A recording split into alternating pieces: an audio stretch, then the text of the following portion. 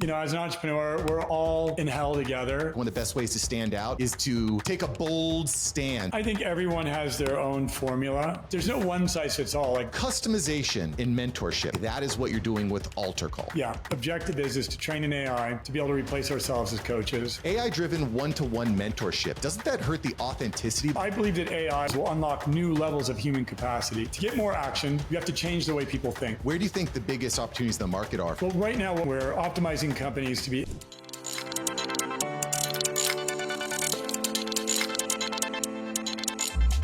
right, boys and girls, we've got Ryan Blair in the house, CEO and founder of AlterCall. He's got over $2 billion in sales, $1 billion in exits over his lifetime. Most notably, Capacities, the $792 million exit, #1 New York Times bestselling author, mentor to many, including Lewis Howes. Pretty cool. Ryan, welcome to the show. Thank you very much. I would say Lewis is a mentor to me now. He's done quite well.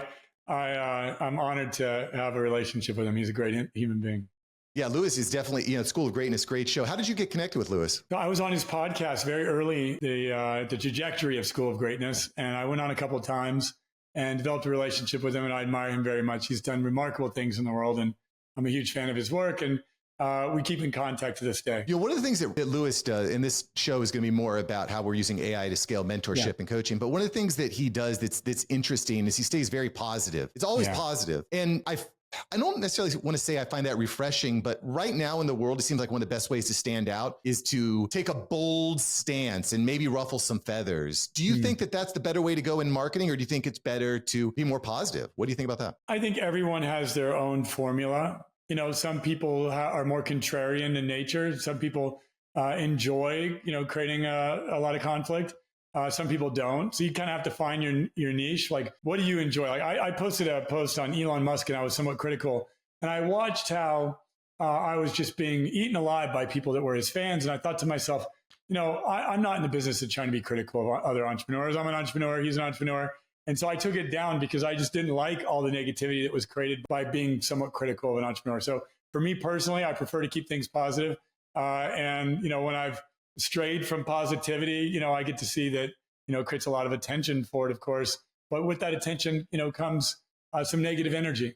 I'll say. And I do think that it is, personally, I think it is important to give constructive feedback, but maybe not necessarily constructive criticism. Is that slight word change that maybe alter something? Yeah. I have a social media team and they did a post and, it was just simply a comment that I thought to myself, as an entrepreneur, we're all in hell together. Like, we don't need other entrepreneurs tearing each other down, right? We got enough things to worry about other than other entrepreneurs trying to take a pound of flesh out of us in the process. But that's the stuff that goes viral. It is exposed. Yeah. I was at Patrick Bet-David's conference this last year, and he said, what y'all should do is go home, record a video saying Vault Conference exposed, Patrick Bet-David exposed, because that's the type of stuff that goes viral. People want that conflict.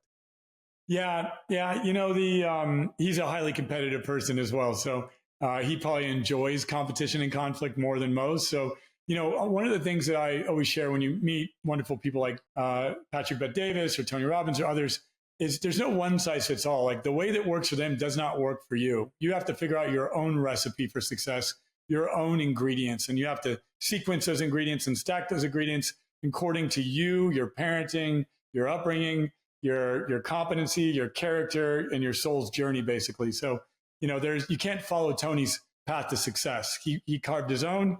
He can just give you some ingredients to the recipe. A big one for me being character. I think that maybe a little bit of character goes a long way. Customization in mentorship, customization in coaching. It looks to me like that is what you're doing with AlterCall. Yeah, we are building an autonomous coaching platform. So the objective is to train an AI to be able to replace ourselves as coaches. And we have about 35 people on the AlterCall team, PhD scientists, some AI scientists and data scientists and so forth. And we're building emotion recognition and building a lot into the platform to be able to augment the need for coaches and even replace them in some circumstances. And I'm sure that's going to ruffle some feathers too in the online coaching community. And this is one of the reasons I wanted to talk to you, Ryan, is you have a knack for finding new opportunities in the market. And, I've heard you talk about the internet and the web and that changing things. Obviously, AI is going to change a lot of things.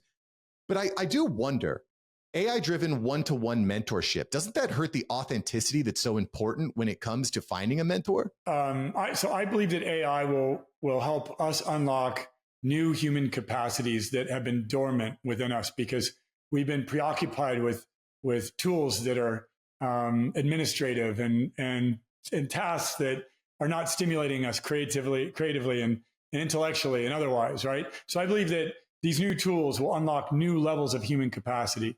And in the meantime, all of us, are going to be, challenged with either becoming learning machines and upskilling rapidly and aggressively, or being replaced completely. So for those coaches that, are stuck in their old ways, they're going to face extinction. For the coaches that embrace new ways and unlock new capacities within them, they're going to, be a part of the next frontier. AI is part of my daily process, like all day, every day. Earlier today, I was having this nightmare spreadsheet situation. I went over to ChatGPT and I was like, I fixed it in 5 minutes after asking ChatGPT. I give you 100 examples. And it seems to me like coaches, level one is, well, I can't scale one-to-one consulting. It's just too hard. One-to-one coaching, one-to-one mentorship, very difficult. So I'll do one-to-many. I'll go to groups. Is AI consulting like the next phase of one-to-many in groups? To a degree, yes. But the use case we're using AI for is I, as a coach, am supporting companies doing hundreds of millions of dollars a year in sales with hundreds of employees. And the AI gives me insights into their employee population, the culture of the team, the actionality of the team, the conflict in the team, so that I can be a better coach to the C-suite. So I'm utilizing AI to make me a better coach and give me insights that I would not have otherwise. So that's the use case that we're building out now. The whole like one-on-one can't scale and then one-to-many, there's a quality that drops in the one-to-many scenarios. One-to-one is the best way to create value. People need to be witnessed. They need to be heard. They need to know that there's other people that have gone through, the adversity that they're experiencing, especially us entrepreneurs. Like if you've never been there and you've never done that, a coach can't come in and say, I know what it's like to lose $100 million, Ryan. Like I could tell you, like, Mark, if you ever wanted some coaching after you had a big loss, like I could be like, oh, let me tell you, this is what you got to think about. These are the questions. This is the lesson. A standard coach can't talk about what it's like to make 100 million or lose 100 million. So one-to-one coaching is the best solution. And what we're doing at AlterCall is we're inviting entrepreneurs that have had exits and have done remarkable things in entrepreneurship to coach alongside of us, so that way we could provide real quality wisdom to our clients. And then we train our AIs in those interactions and then replicate from there. I mean, I think that's where the magic is. It's in the training of the AI, right? Because what we need is those high-level responses back. And one of the places where AI really excels is taking in immense amounts of data that the human brain can't factor in. So that's really interesting to me in saying, here's all the context and information about the organization, about the team, what are some potential challenges and struggles, what's going on with the stock market right now, how do tariffs impact, and just kind of taking all that data. So when you're bringing someone in to AlterCall for the first time, what does that onboarding process look like so that you're able to basically program and prompt the AI? Yeah, I'll give you a framework that I live by, and this is my own personal growth framework, and then I've applied it to AI. So, as entrepreneurs, we all want more action. We want more action from ourselves, we want more action from our teams, and we want more precision in our action, and we want more impactful, more meaningful, more valuable action, right? Like if I could just wave a wand and give you more meaningful, more impactful, more precise, and more valuable action across your culture, you'd say, I'm in, right? Like we all want that. And we all have a culture that's operating somewhere near capacity. Some of us have, we're humming at about 50%. We have some conflict in our capacity. We have lack of productivity. We have people that aren't, really clear in their priorities and taking meaningful action and being consistent in their action. And then some of us have figured out how to optimize, say, to the 80 percentile. And then you have an Elon that's probably playing at the 90 percentile, right? But nobody's at the 100%.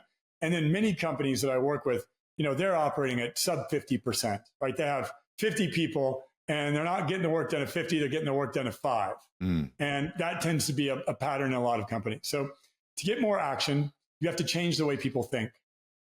And people hate change. People resist change. People do not want to change, especially employee-minded people that have been programmed year over year over year in employee thinking. And with our employee-minded culture, there's not a lot of people that are excited about change, and they're very resistant and they're very fearful of it. So in order to do that, you have to look at the way they speak. And when we onboard them, to answer your question, we evaluate their speaking, we evaluate their communication, we evaluate their language, we evaluate their personality from multiple dimensions, and then we give them a program and a plan as to how they can think differently, and therefore they can act more effectively. And so in essence, that's what we're using AI to do. And the language of a culture and a language of all the people within it and every interaction is a gold mine that we're teaching organizations how to utilize to become more effective and more precise and more efficient in their action. Everything you've said makes sense to me because I'm experiencing it on a day-to-day basis. I mean, just earlier today, I was on I run a marketing agency. I'm on a call with the sales team, and I was like, we don't know what the leaks are. We really need a daily sales tracker so we can see how many calls you're getting on, no shows, all that. They're like, but we don't want to do that. I'm like, and it's running a culture and a group of people is not easy. And your level of leadership has to scale as your company scales. Otherwise it'll crash or it'll become very painful to operate in. If your level of leadership doesn't scale with the company, you will start eating away at your quality of life and your freedom, and your work will become a prison. And your work will take life from you as opposed to give life to you. So you have to scale that level of leadership as the company scales. And that's a formula that I've learned the hard way as an entrepreneur. I built a company that took off like a rocket ship. It did 600 plus million a year in sales, 100 million in profit. I was in my early 30s, and I had 4,500 salespeople, and I didn't build the leadership for 4,500 full-time salespeople. So, I paid a price for that in my quality of life, in my happiness, and my health, and a variety of other areas as well. Obviously very difficult to find good people. So is that where making sure that you have, I'm just wondering if the AI can take a position there in leading the sales team or monitoring the sales team's activity, or do you still need a human being to lead those types of sales teams? We are using AI to teach humans to have more empathy, for example. Empathy is a quality that we humans, need to have with each other. And in the corporate environment, we don't have it because we have such inefficiencies. We have to be so transactional because we're just burning money. You and I as entrepreneurs are just wasting money all day long. So I have to shift to transactional to try to reduce the waste, right? So as we implement AI and AI takes on some of these mundane tasks and processes and administrative things, and like your spreadsheet analogy or some of the other things that I now use AI for, it frees me up to be a better leader and to be more empathetic and to help skill build and develop people and take my time away from administrative work and actually develop people, which is, I think the first use case that all of us leaders, I don't see it replacing leadership anytime soon. But there will be, and we're in talks with some very powerful groups about this, there will eventually be companies that are somewhat autonomous, semi-autonomous, or close to autonomous. And, and so there will be companies with zero or very few human beings attached to them at some point in time. But there'll always be a need for human leadership. That will never go away. Us humans are not going to take our cues from a robot that doesn't know what it's like to be a human. It's hard to deliver that message. That's one of the things that fascinates me too, by the way, Ryan, is the next billion-dollar company having one person, all these AI agents. Where do you think the biggest opportunities in the market are for that type of business to thrive? Well, right now what we're doing is we're optimizing companies to be AI first. The theory behind that is that if I could take a company in a sector and I make it AI first, and let's say it's a manufacturing business or something like that, and it's got 10% EBITDA margins. And through being AI first, I can take it to 40% EBITDA margins or 35%, some significant improvement in its EBITDA margins. Then I can go buy every other company in the category and I can create a clear winner in the category. And so that's the work that we're doing now. There are some companies that would be easy to make autonomous. Let's say they're more e-com and, all it requires is the brands and messaging and, a shopping cart and some ads. And, those things, are easier to make more autonomous, but a company that that's manufacturing or making hard goods or solving a more complex problem is not going to be easy to make autonomous right now. And then there's going to be some regulation, like the attorneys, like who's responsible, who goes to jail if this autonomous company figures out a way to dupe people into spending money with it, right? or manipulates people or takes advantage of people. So regulation is coming. And, those of us that are pioneering and innovating in autonomous companies are going to certainly have some regulation that we're going to have to work with, because otherwise it could get out of control. The concern, however, though, is not whether or not American companies do this, but what happens when, say, a Singapore decides to make their flagship autonomous companies like Delaware, of America, and you have now competitive threats coming in trying to harvest the resources of, say, Americans, and they have no care whatsoever for Americans whatsoever, right? So that's why we need tariffs. That's why we need regulation. That's why we need to have our manufacturing internal. Because if you can imagine, if they manufacture, harvest, and ship to Americans, they could just harvest all the resources right out of America for their own betterment by way of some of these tools. I mean, you brought up so many different forces occurring all within probably the next 2 to 5 years, actually happening now. The AI, the automation, the tariffs, the global trade, elections. There's just so much Doge coming in and clearing. There's so much change happening so quickly. And I mean, I've talked to a number of people that it feels like there's this inclination of it's too big, there's too much. I'm just going to bury my head in the sand and focus on what I'm doing now. Yeah. Are you seeing that, or are you seeing most of the high performers saying, I'm going to evolve and this is how I'm going to do that? It is, I was there at the beginning of the .com bubble. So I started my career in 96. I was a software engineer. And then I decided to become an entrepreneur because I saw people like Elon Musk and others that were doing quite well. I said to myself, I'm going to go raise millions of dollars and build $100 million company at a young age as an engineer. And now, I'm 47 and it's happening all over again times 1,000. And I'm like, wow. This is not only the greatest opportunity, but it's a lot of change very quickly, more so than what most humans have the capacity to withstand. So it is going to be disruptive. It is going to be painful. We are not good at change as human beings. For example, the fax machine, it took 10 years for email to totally make it obsolete. Now, next fax machine, it's going to be obsolete. I don't know what it is. Is it the administrative assistant? Is the next fax machine the accountant, the CFO? Is it the sales rep? Is it the SDR? The next fax machine will be obsolete like tomorrow. And then we'll all wake up to a new reality and have to pivot, and then pivot and pivot. And so if you, in my advice to the audience, focus on the positive, not the negative, because if you get caught up in all the bad things that can happen, you will not seize the opportunity that will emerge in this chaos. So you got to focus on the positive, not the negative. And you have to become great at change, embrace change, and start changing your life, your character, your competency, your personality, your education. Start changing yourself now. So that way you're in the process of change as these changes occur, and you can ride the wave that's coming. If you are resisting change personally and professionally, you are going to be ran over by the wave that's coming our way. 100% agree. And it's very scary to me when I'm speaking to a friend of mine. He doesn't even know what ChatGPT is. And I'm like, man, it's kind of table stakes, I think, to survive in modern day humanity. I know we're limited on time here. I do want to jump back into what the onboarding looks like getting into AlterCall, because I just find that's really fascinating. You mentioned that during the onboarding call, you're asking questions to collect information, but I would assume you're collecting a lot of data before the call when someone's coming into the program as well. Yeah. And then using that to kind of feed the... Yeah. Every step is recorded, and the AI is trained every step of the way for us to be more effective and for us to be able to provide a more effective onboarding experience. Our clients are very high-end clients. So we're coaching people that have large businesses for the most part. $10 million to $100 million is our sweet spot. And we have a few that we've taken from, say, 30 million to like 200 million, and we're growing these companies aggressively. So it requires a lot of human interaction. And then, of course, we use all of our software to glue it together. But we're surveying them, we're evaluating them, we're evaluating their communications, then we're evaluating their group communications, and looking deeply at their organization.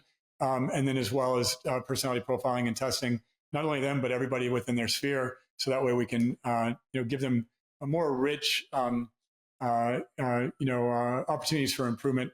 The ROI that we're seeking to create in organizations is in the many millions of dollars.